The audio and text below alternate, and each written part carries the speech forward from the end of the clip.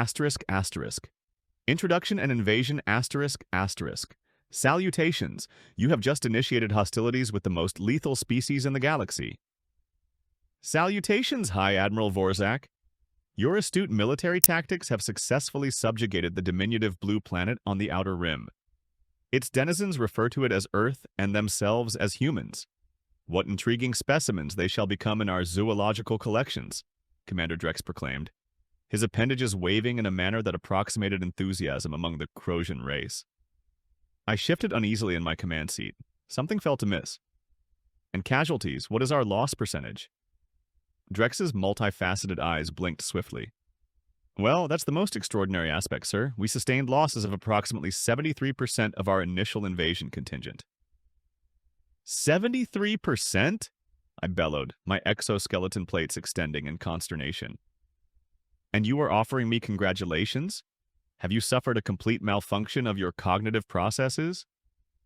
But, sir, we were victorious. The human governments capitulated after we annihilated their principal cities. The residual resistance is fragmented and uncoordinated. Our occupying forces are consolidating control even now. I slumped back, burdened by the weight of so many lost Crosian lives. Replay the combat statistics. The holographic projection flickered into existence.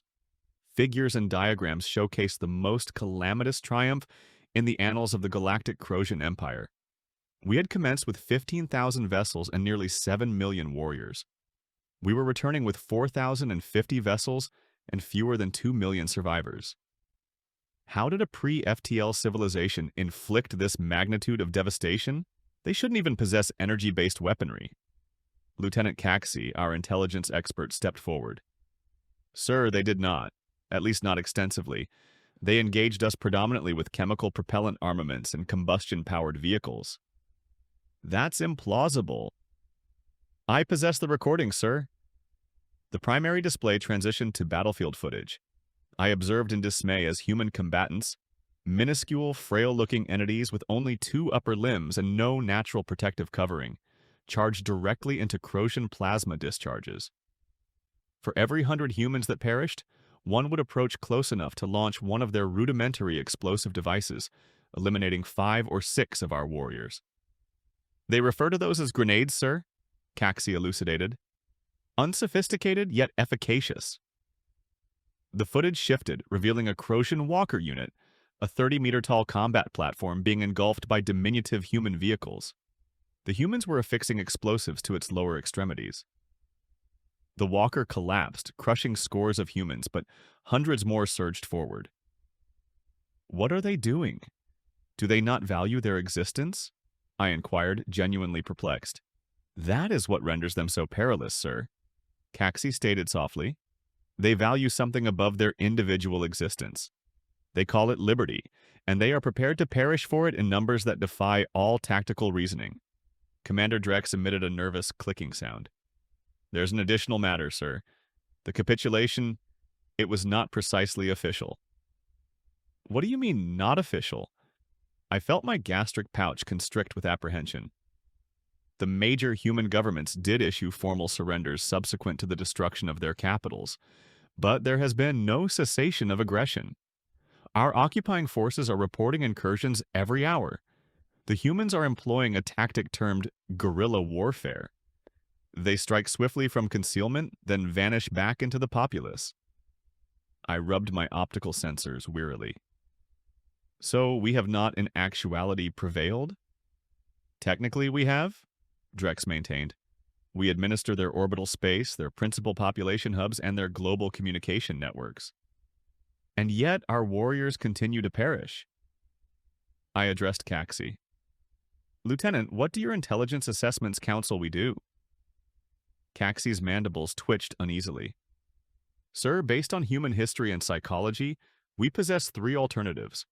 1. Complete planetary genocide. Unacceptable. The Emperor desires human specimens and Earth's resources, not a lifeless world. 2. Commit at least 30 million additional warriors to finalize the occupation, with anticipated losses of at least 60% over the subsequent decade. Also unacceptable. The Empire cannot sustain such losses for a single planet. Or 3. Negotiate. The command bridge fell into silence. In the 8000-year chronology of the Croatian Empire, we had never negotiated with a vanquished adversary. Negotiate with primitives, Drex finally sputtered. They may lack our technological advancement, Caxi responded, but they have exhibited remarkable adaptability. Observe this. The screen displayed a human holding a captured Croatian plasma rifle. The human had somehow altered it to mount on a rudimentary wheeled vehicle.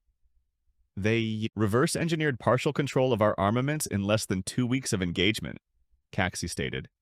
Their learning trajectory is disquieting. I gazed at the human in the image. So diminutive, so soft in appearance, and yet... Secure me a direct communication link to their remaining leadership, I commanded. It appears we require a discourse. Sir, Drex gasped, the Emperor will have your carapace mounted on his wall. The Emperor is not present, observing his invasion force being decimated by beings who have not even departed their own solar system, I snapped. Lieutenant Caxi, formulate a comprehensive strategic evaluation of human combat proficiencies. Commander Drex, amass all intelligence on human diplomatic conventions. If I am to negotiate with these humans, I desire to comprehend precisely what we are confronting. As my officers hastened to comply with my directives, I re-examined the combat footage. A human combatant, hemorrhaging and missing a limb, dragging himself forward to position an explosive beneath a Croatian transport. What manner of species performs such actions? I pondered aloud. Precisely the most perilous kind, I dreaded, and we have just provoked them profoundly. 3 rotational cycles later, I encountered a human delegation aboard our command vessel. For security purposes, we erected an atmospheric barrier between us. Humans necessitated higher nitrogen concentrations and could not tolerate our methane enhancements. The lead human, a female designated Admiral Patel, stood resolutely across the barrier. She possessed a darker complexion than some of her companions, with silver-streaked black fur atop her head. Despite being physically unimpressive, something about her demeanor caused my antennae to twitch nervously. Admiral Vorzak, she stated through our translation matrix, your solicitation for negotiation has been acknowledged. However, I must inform you that I represent only the United Earth Defense Coalition, not all human factions. Many decline to acknowledge your right to exist, let alone negotiate. I could not help but emit a chittering laugh. Our right to exist? We control the orbital approaches to your planet. We have obliterated your principal cities. Admiral Patel did not flinch. And yet, here you are soliciting discourse rather than accepting our capitulation. That implies your triumph is less secure than you would have us believe. Beside me, Commander Drex vibrated with indignation.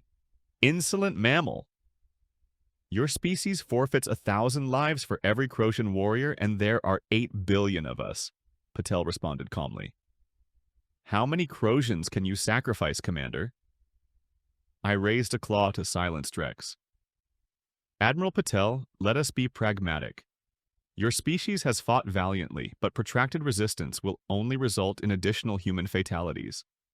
The Empire necessitates certain resources from Earth and a number of living specimens for our biological archives. Furnish these, acknowledge imperial authority, and we can attain an accommodation that minimizes further bloodshed. Patel's mouth curved upward, revealing teeth. A gesture Lieutenant Caxi had cautioned might signify amusement, aggression, or both. Living specimens, you mean slaves?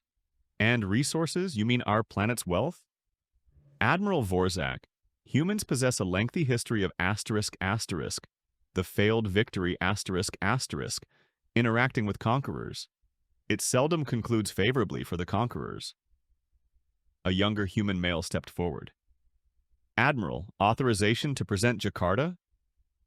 Patel assented, and the human activated a device. The projection materialized in the air between us, crude by our standards, yet functional. It depicted one of our primary landing zones, a city we had secured early in the invasion, or rather, what remained of it.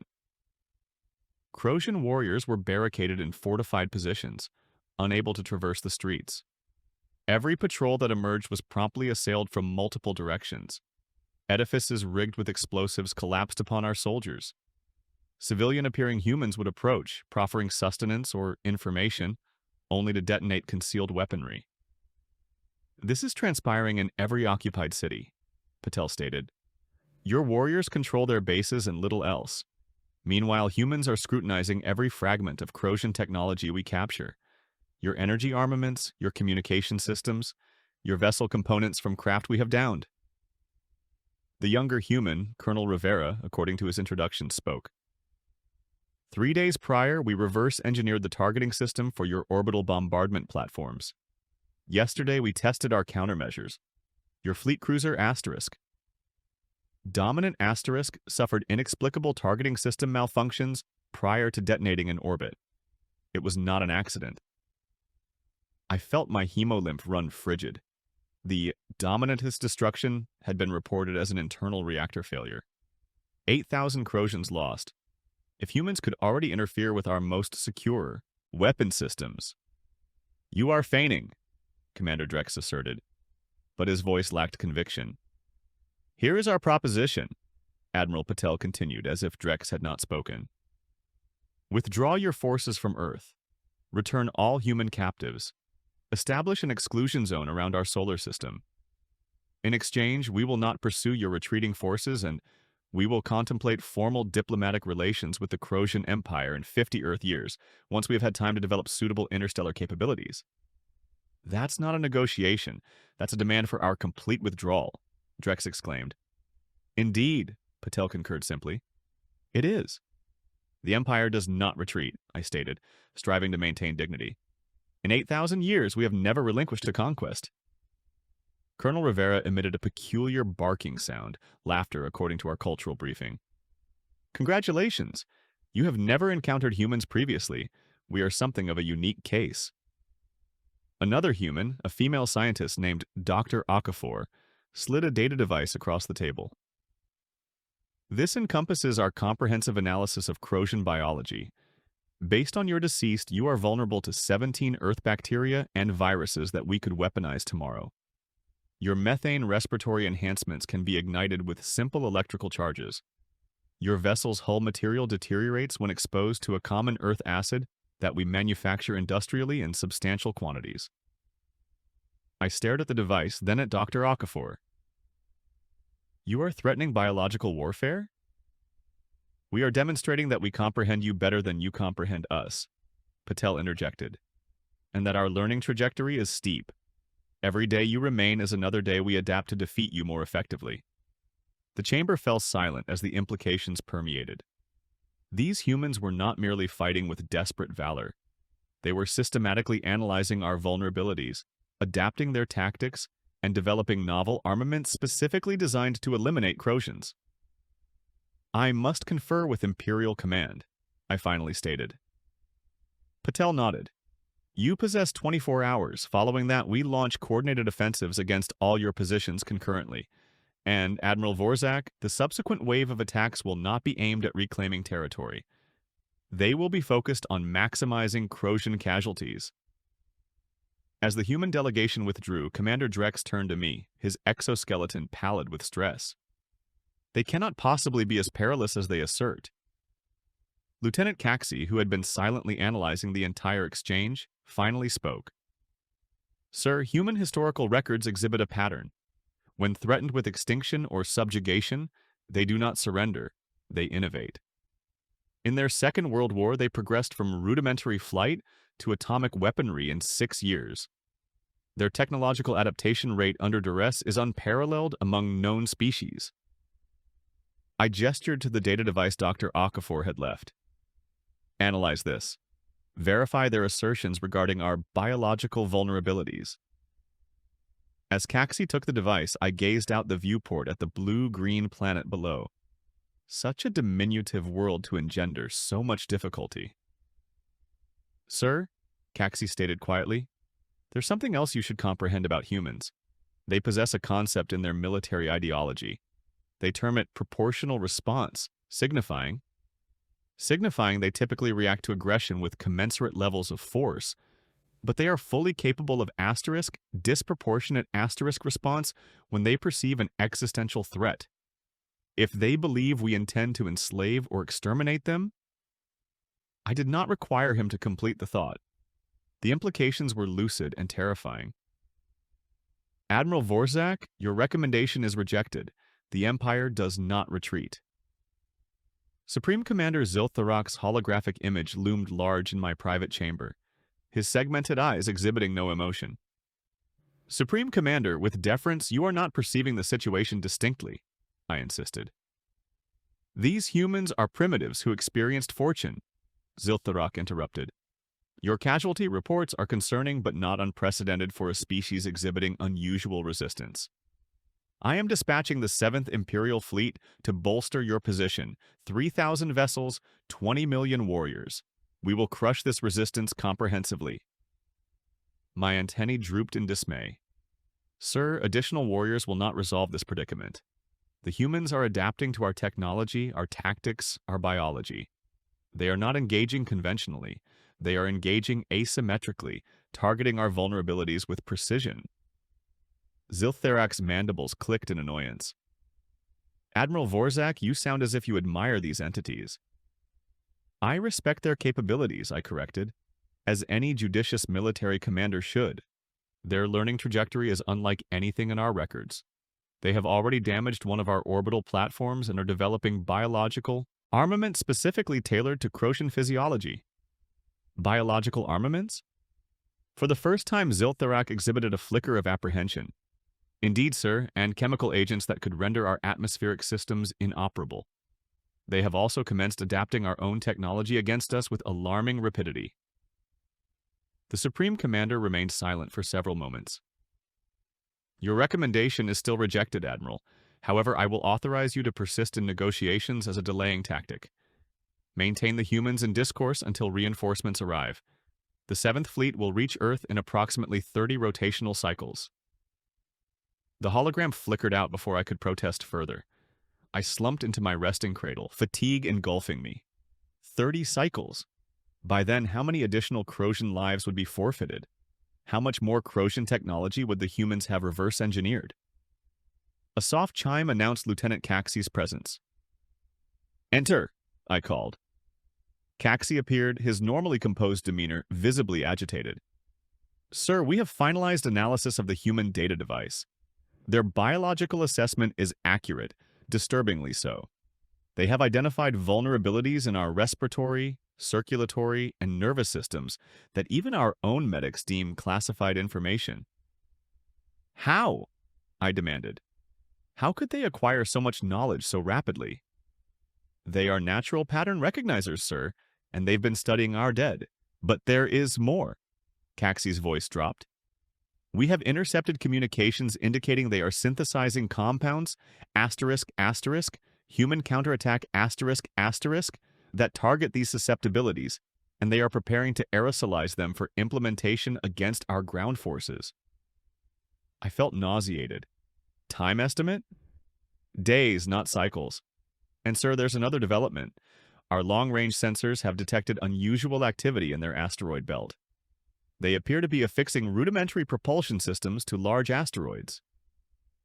They are weaponizing their own asteroids, I realized aloud, preparing kinetic bombardment capabilities. Caxie nodded grimly. Their technology may be rudimentary, but their comprehension of physics is sophisticated. A sufficiently massive asteroid accelerated toward our fleet formations would inflict catastrophic damage, irrespective of our shield technology. Commander Drex burst into my chamber without announcement, a grave breach of protocol that I promptly forgave when I observed his agitated state. Sir, the humans have initiated simultaneous assaults on all our ground positions. They are employing our own armaments against us. The primary view screen activated, exhibiting chaotic scenes from multiple battlefronts. Human combatants wielding modified Croatian plasma rifles, human vehicles mounted with our energy cannons, and, most disturbingly, humans wearing crude adaptations of our exoskeleton armor, rendering them nearly as robust as Croatian warriors. Casualties? I inquired, already dreading the response. 30% of ground forces in the initial hour, Drex reported, his voice hollow. They are targeting command centers with precision strikes. Communications are failing across multiple sectors. And, sir, they have somehow acquired our encryption protocols. They are broadcasting spurious retreat directives on our command channels. I observed the screens in stunned silence. This was not merely resistance. It was a systematic dismantling of our occupation force. Admiral Patel is requesting to communicate with you, Caxi stated quietly. She indicates it is urgent. Connect her. Admiral Patel's countenance appeared on screen. Unlike our previous encounter, she was not attired formally, but in what appeared to be combat garb. Background sound suggested she was in some form of command center. Admiral Vorzak, I presume you are observing the current situation unfold, she stated without preamble. Admiral Patel, your assaults violate the negotiation period, which concluded 8 hours ago. She cut in. You requested 24 hours. We provided 32 prior to commencing operations. I could not dispute that. What do you desire? To avoid unnecessary bloodshed. Our offensive will continue until all Croatian forces are eliminated from Earth's surface. However, we are prepared to allow safe passage for your troops to evacuation points if you agree to our original terms. And if I decline? Patel's expression hardened. Then we will continue adapting to your weaknesses more rapidly than you can replenish your losses. We have already synthesized targeted bioweapons that will be deployed against your forces within 12 hours. We have redirected 17 asteroids that will impact your fleet formations within 3 days. And we have decrypted sufficient of your neural network protocols to commence broadcasting signals that will disrupt your warriors' cognitive functions. It could not be factual, it should not be factual, and yet the evidence was unfolding on every battlefield screen I could observe.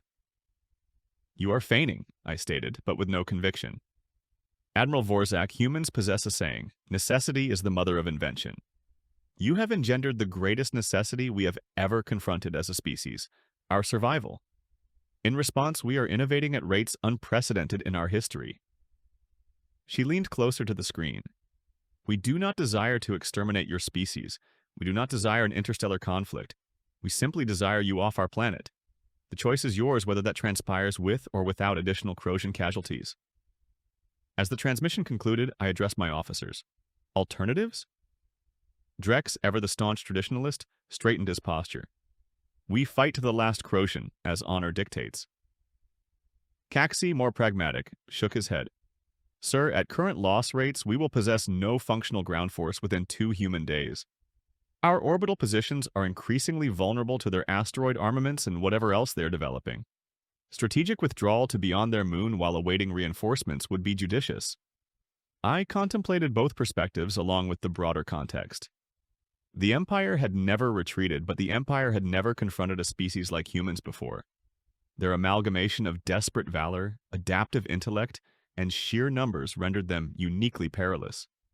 Commander Drex, formulate evacuation protocols for all ground forces. Lieutenant Caxi, analyze optimal withdrawal patterns to minimize our vulnerability to asteroid strikes. I am going to communicate with Admiral Patel. Sir, Drex protested, the Supreme Commander directed?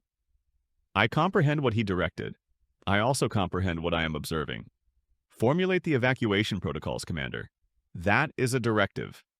As my officers departed, I stared at the view screen, still displaying the battle unfolding below. Humans engulfing Croatian positions, employing our own technology against us with brutal efficiency. What manner of species performed such actions? A species that declined to be subjugated, a species that adapted more rapidly than any we had ever encountered. The most perilous kind of species in the galaxy, and we had just awakened them to their potential. The adjudication chamber of the Imperial Tribunal loomed around me, its vast vaulted ceiling obscured in shadows.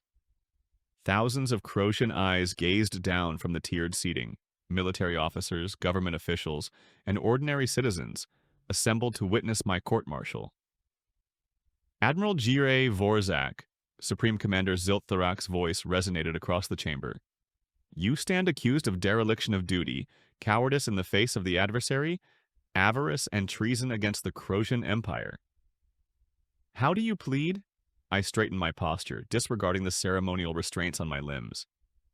Not guilty, Supreme Commander. I acted to preserve Crozian lives and the long-term security of the Empire. Murmurs rippled through the audience. In the 8000-year chronology of the Empire, no military commander had ever ordered a retreat, and certainly not one who subsequently defended the decision. Preserve the Empire by fleeing from primitives? Ziltharak's mandibles clicked in derision.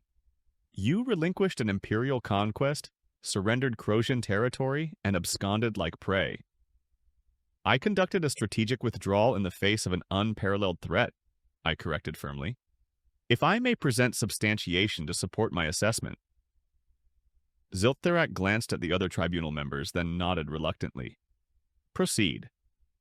I gestured to Lieutenant Caxi, who had been permitted to attend as my sole witness. He activated a holographic projection in the center of the chamber. The species-designated humans exhibited adaptation rates that defy all preceding Imperial encounters. I commenced. Within weeks of initial contact, they had reverse-engineered portions of our technology, identified our biological vulnerabilities, and developed targeted countermeasures for our military advantages. The holographic projection displayed footage from the Earth conflicts, humans employing modified Crozian armaments, wearing crude adaptations of our armor, and deploying explosives specifically designed to penetrate our shields. Most disquieting was their rate of technological assimilation. I continued based on recovered human communications, their armament development augmented by approximate factors of 50 under the pressure of our invasion. They were, quite literally, weaponizing their entire planet against us, from microorganisms to asteroids. I gestured to Caxi, who displayed a new sequence of images. The devastating assaults that had preceded our withdrawal. Crozian warriors collapsing from weaponized pathogens, our vessels maneuvering desperately to evade human-launched asteroids, our communication systems compromised by human counterintelligence. Had we remained, the 7th Fleet would have arrived to encounter no surviving occupation force and a human species fully prepared for space combat, armed with our own *** Imperial Judgment, *** Technology. Speculation, Ziltharak interjected. You cannot ascertain what would have transpired. With deference, Supreme Commander, we can formulate educated projections based on demonstrated human capabilities, I countered. Lieutenant Caxi, please display the post-withdrawal intelligence. The holographic projection shifted to exhibit recent reconnaissance images of Earth. In the 3 months since our departure, the humans had constructed orbital defense platforms utilizing salvaged Crozian technology, deployed a rudimentary early warning system extending to the periphery of their solar system, commenced converting their asteroid belt into both mining operations and defensive weaponry, and adapted our FTL communication technology to establish an interplanetary defense network. 3 months, I emphasized. In 3 months, they have advanced their spatial capabilities by what would typically necessitate decades, and they are accelerating. Our xenopsychologists now postulate humans may attain independent FTL travel within 5 years, not the 50 they initially estimated. The tribunal chamber had fallen utterly silent. Even Ziltharak appeared perturbed by the evidence. What is more disquieting, I continued, is their unified response. Prior to our arrival, humans were fragmented into competing nation-states. Our invasion has united them in manners their own history suggests is unparalleled. They now possess a common adversary, us, and a common objective, ensuring no alien species ever threatens them again. You depict a somber picture, Admiral, one of the other tribunal members observed, but it does not elucidate why you did not await reinforcements as directed. Because every day we remained on Earth accelerated human adaptation and augmented our casualties, I replied. The 7th Fleet would have arrived to confront not merely adapted humans, but a species that had fully integrated our technology with their own innovation. Our losses would have been catastrophic, perhaps even the entire fleet. I straightened to my full height, gazing directly at Ziltharak. Supreme Commander, I withdrew our forces not from cowardice, but from strategic necessity. The Empire has subjugated 3,000 species across 7 galaxies, but we have never encountered one like humans. They amalgamate traits we have observed individually in other species: the swarming tactics of the Rex, the adaptive intellect of the Meridians, the sacrificial ethos of the Kaldari, but never all in one species. Caxi displayed one final image: a human child examining a damaged fragment of Crozian technology, already commencing to disassemble and comprehend it. This is perhaps the most unsettling aspect of all, I stated softly. Human offspring are encouraged to experiment, interrogate, and learn. Their curiosity is not merely permitted, but cultivated. They transmit knowledge between generations with remarkable efficacy. This may elucidate their unusual adaptability. It is interwoven into their developmental process. Ziltherax scrutinized the image for a prolonged moment. What is your recommendation then, Admiral Vorzak? Shall the Empire simply concede an entire resource-abundant planet to these humans? Indeed, I stated simply, causing another surge of murmurs. More specifically, I advocate we establish formal diplomatic relations with Earth, negotiate restricted trade agreements, and, most crucially, share certain technologies with them. Asterisk, voluntarily, asterisk. Share our technology with primitives? Ziltharak was aghast. With a species that will acquire it irrespective, I corrected. If we furnish it on our terms, we gain diplomatic leverage and, potentially, an ally. If we withhold it, they will develop it independently, conceivably in manners more perilous to us than if we had guided their advancement. I gestured to encompass the entire chamber. The Empire has never retreated because we have never needed *2. We have never negotiated with a vanquished adversary because no vanquished adversary has ever posed a sustained threat. Humans are distinct. They do not cogitate like us. They do not engage in combat like us. And most significantly, they do not learn like us. The tribunal fell silent, contemplating my pronouncements. Finally, Ziltharak spoke. Admiral Vorzak, this tribunal will deliberate on your testimony until our judgment is rendered. You will remain in custody. As Imperial guards escorted me from the chamber, Caxi managed to communicate quietly as I passed. The Empress has taken a personal interest in your case, sir. She is reviewing the human data directly. I felt a flicker of optimism. The Empress was renowned for her pragmatism, unlike her more militaristic advisors. 3 days later, I stood once more before the tribunal. The chamber was less congested this time. Only high officials and military commanders were permitted to attend. Ziltharak's expression was inscrutable as he addressed me.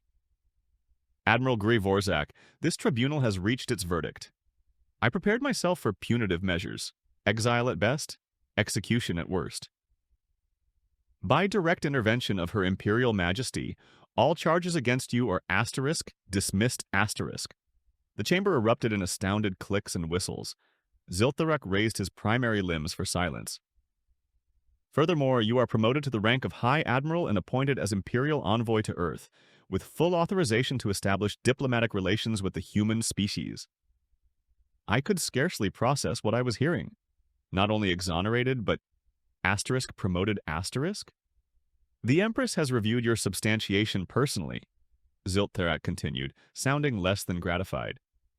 She concurs with your assessment that humans constitute both an unparalleled threat and a potential opportunity. Your mission will be to negotiate a peace that serves imperial interests while averting further conflict. As the tribunal concluded, Lieutenant Caxi, now promoted to commander, approached me. Congratulations, High Admiral, though I suspect your new assignment may prove more arduous than the court-martial. I chittered in somber amusement.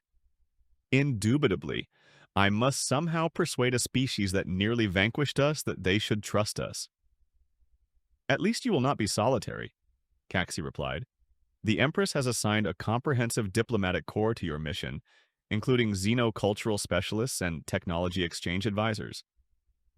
As we departed the chamber, I contemplated the task ahead, establishing peaceful relations with a species that possessed every justification to detest us, convincing the Empire to treat humans as equals rather than subordinates, averting what could become the most cataclysmic interstellar conflict in Imperial history. Commander Caxi, I stated. Formulate a comprehensive briefing on human diplomatic conventions. If we are to succeed in this mission, we necessitate comprehending how humans negotiate. Already in progress, sir. Though there is one human concept that persists in surfacing in all our research, which is, they refer to it as respect. It appears to be fundamental to their diplomatic interactions. I considered this. Respect, an acknowledgement of merit or capability. Intriguing that a species so physically frail places such significance on intangible recognition. Perhaps that is why they engaged in such ferocious combat, Caxi suggested. Not solely for survival, but for respect. As we boarded the diplomatic vessel that would return us to Earth, I gazed out at the stars. Somewhere out there, on a diminutive blue planet, humans were preparing for our return. This time, not as conquerors, but as emissaries. What manner of reception awaited us, I could not be certain. But one thing was lucid. The galaxy had altered irrevocably. The Croatian Empire had encountered its match in a species that declined to be subjugated. And, just conceivably, that was precisely what we necessitated.